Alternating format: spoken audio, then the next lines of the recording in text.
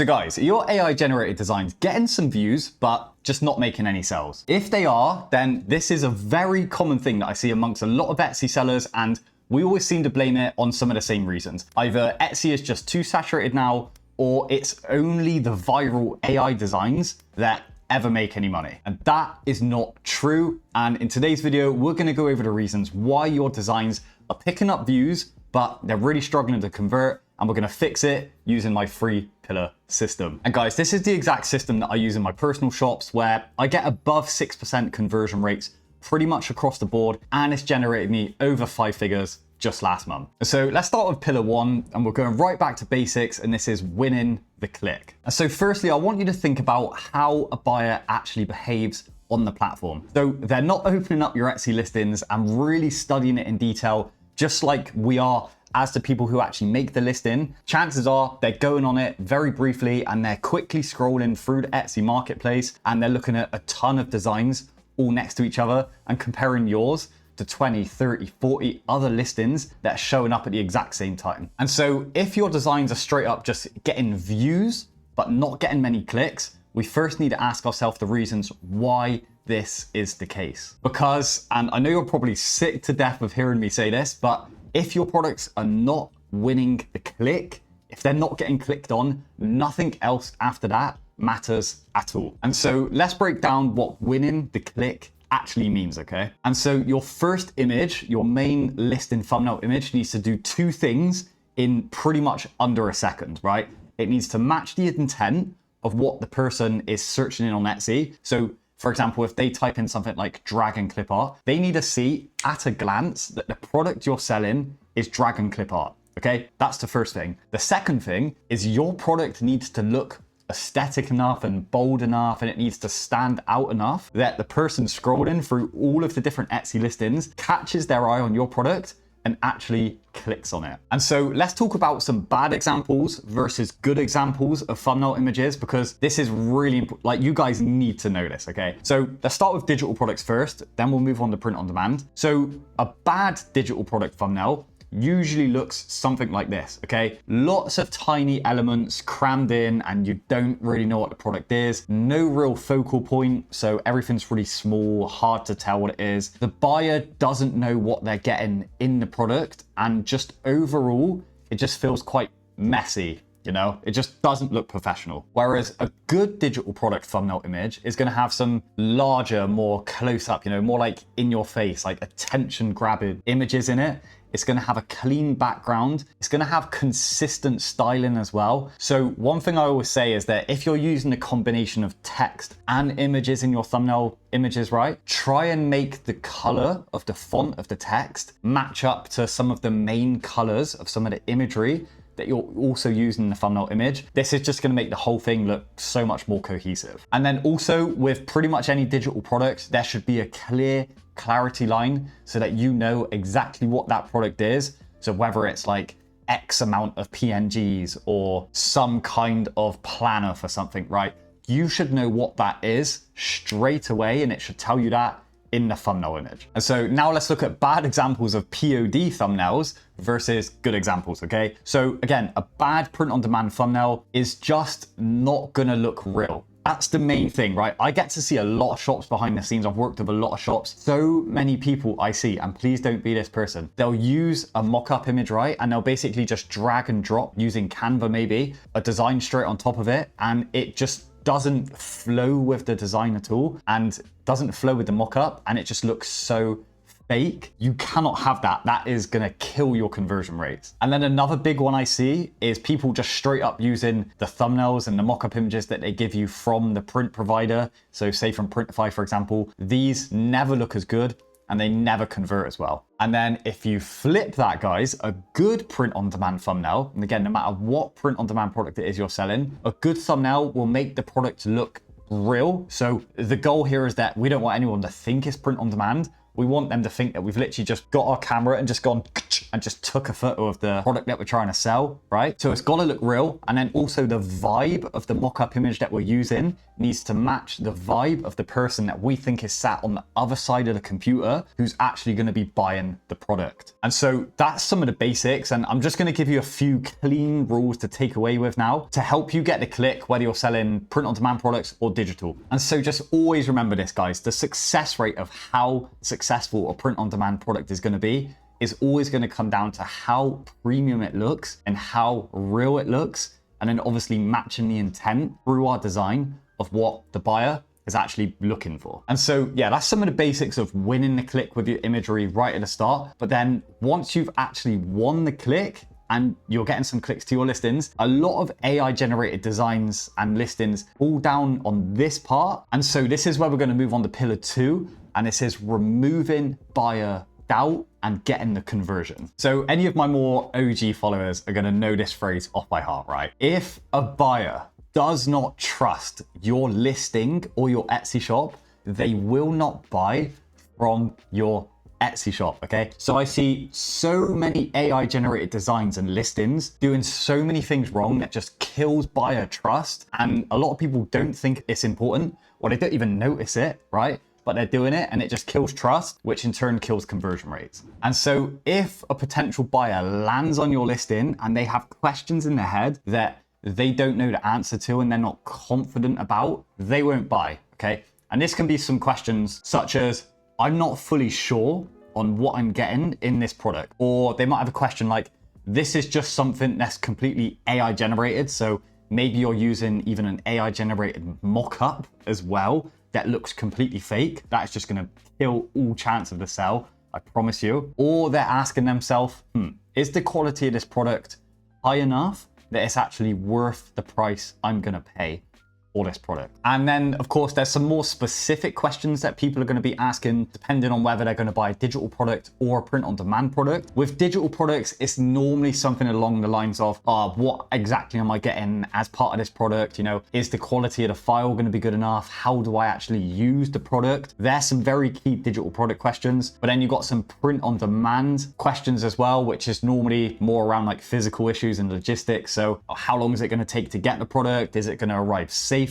How does the product fit if it's clothing maybe? And so great advice, guys, to improve the conversion rates on your shop, especially with AI designs, is really put yourself in the customer's shoes and try to answer every possible question that you think that customer might have about the product that you're trying to sell. And guys, I've made a completely free resource for any of you to check out that's going to help you with a lot of this stuff. It's in the video description. It's my free Etsy shop planner. It's got things in there like listing plans, shop layout plans, image stack plans, Etsy ads trackers, SEO trackers, you know, pretty much everything that you should be thinking about as a shop owner is included in this free plan documents. Like I said, it's just a gift to you. If you want to check it out, it's completely free in the video description. And so now I want to move on to something which is really important, okay? And this is what images and what infographics do you actually need to put within your listing image stack to help with conversions? And so I always want you to just remember this rule, okay? Your thumbnail image,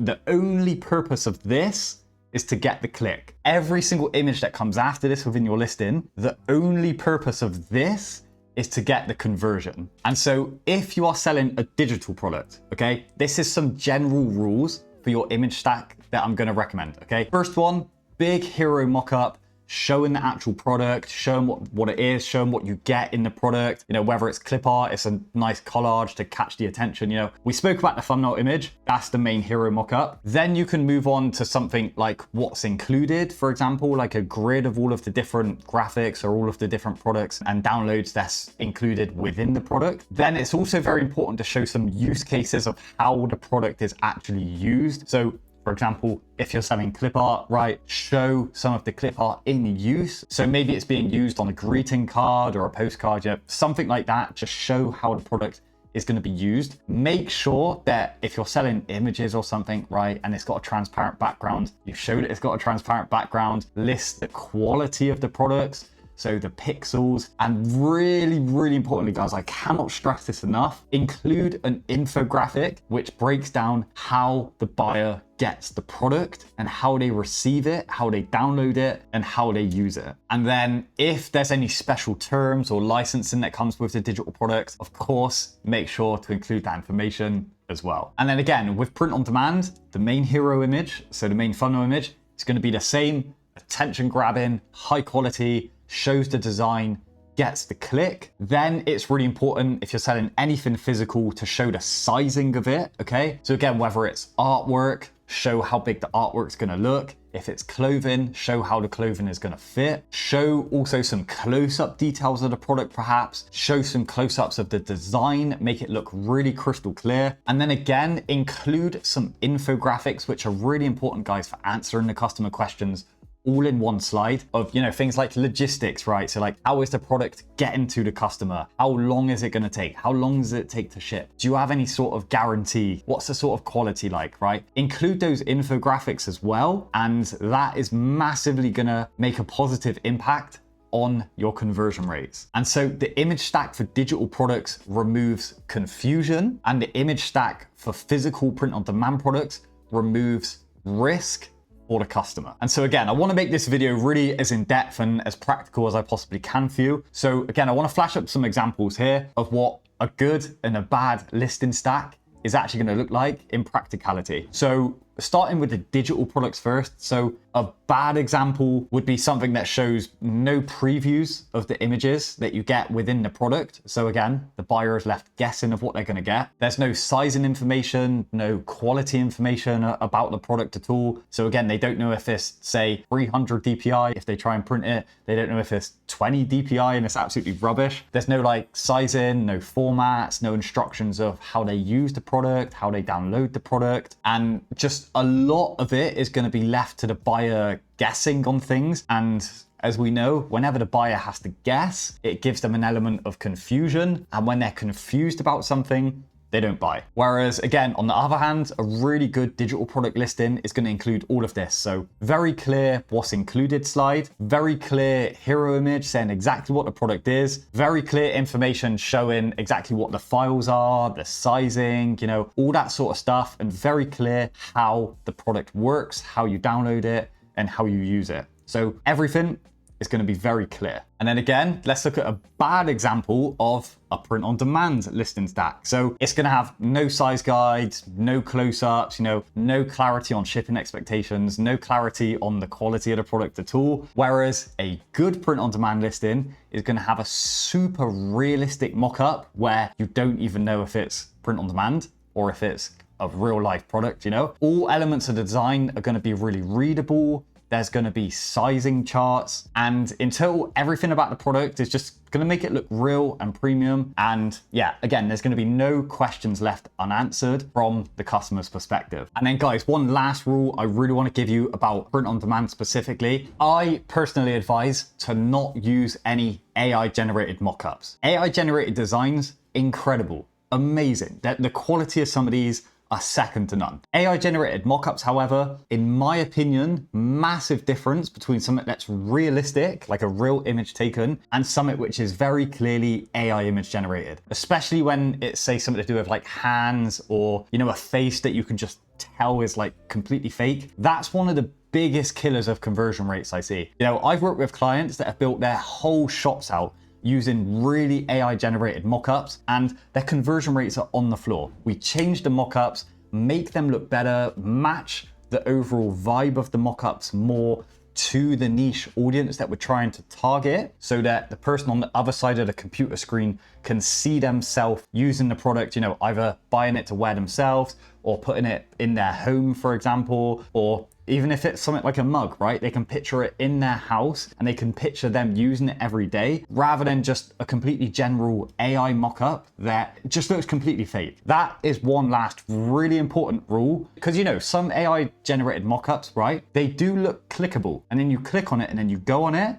and then you're like, oh, this is AI, I'm not gonna buy now. So sometimes they do drive a lot of views just because they look like, you know, really bold, but then again, that's a reason why the conversions might not be coming, because the customer's left unsure about something. And so yeah, we've spoken a lot about your AI generated designs for both digital and print on demand products. And now I want to move on to pillar 3, guys. And this is a hybrid compounding effect to improve sales for your shop. And so if you're good at making AI generated designs, this is where you're going to have a massive advantage over everybody else out there. You can make designs both in the physical print on demand realm and the digital product realm as well. This is because if you're very good at making the AI artwork, right, you can so easily use that style to create digital products of, say, clip art or, graphical t-shirt designs or SVGs, right? You can create all of the digital products in that niche and the print on demand products in that niche as well. And then as you start collecting some sales data, Etsy is going to recognize this, and they're going to really start defining your shop for the niche and for the target audience that everything is built around. And they're going to push you more to that audience, and they're going to give your shop a higher established ranking for certain search terms, right? Because your shop is basically becoming one of the lead shops in certain niche here. And so say if you built a whole shop around a Gothic niche, for example, okay, you're going to have so many products using so many Gothic designs, right? Gothic search terms, yeah? You're gonna have so many products appearing in front of audiences that are typing those Gothic keywords into Etsy and buying your products. Your shop is very quickly gonna become one of the highest ranking shops in general for those search terms, because you're constantly showing Etsy the data that, people type in this search term, they buy one of our products from our shop. So in the future, position our shop higher, because we know that our products are converting for those search terms, for that audience and for that niche. And this is where, if you can really niche down with your AI designs in a specific audience in a specific area, you're going to do so much better in the long run. Because also the people coming to your shop to look at, say, one of your AI designs, right? They're then going to land on your shop and see a ton of other AI designs in the same niche that they are also interested in, that they can also buy. And again, that in itself, guys, is going to improve your conversion rate so much more, because customers are going to be buying more than one product at a time, right? They're not just going to be going on your shop, looking at your whole catalog and only seeing one thing they like. Just think about it. It's just pure logic. The more views you get without sales decreases your conversion rates. The more views you get with more sales every time increases your conversion rates. So it all does make sense, guys. And now if you watch a video like this and you start to feel a little bit overwhelmed, because I know that I do like to waffle on a bit about a lot of different information in these videos, that's why I've created the Etsy Accelerator community for you guys. It's got everything broken down completely step by step at a much slower, detailed pace. And it really helps you build towards earning that full-time income on Etsy without having to do so much guesswork and make so many of the mistakes yourself. And you just take one scroll through the wins category, right? You see what people are doing in there. It really does get results, and I'm very, very proud of the community and the results that we are getting in there. So if you wanted to take Etsy seriously in 2026 and get ahead of all of the competition, then there's going to be a form in the video description. Please fill that out. We'll see if you're a good fit for joining the community, because spaces are much more limited now. And if you're someone that is still really struggling with inconsistent sales on Etsy, then there's a lot of ways around this. And I recommend to check out this free video here on YouTube, because I talk about a lot of the fixes you can implement to improve your inconsistent sales straight away. So yeah, love you all. Thank you so much, guys. I'll see you on the next video.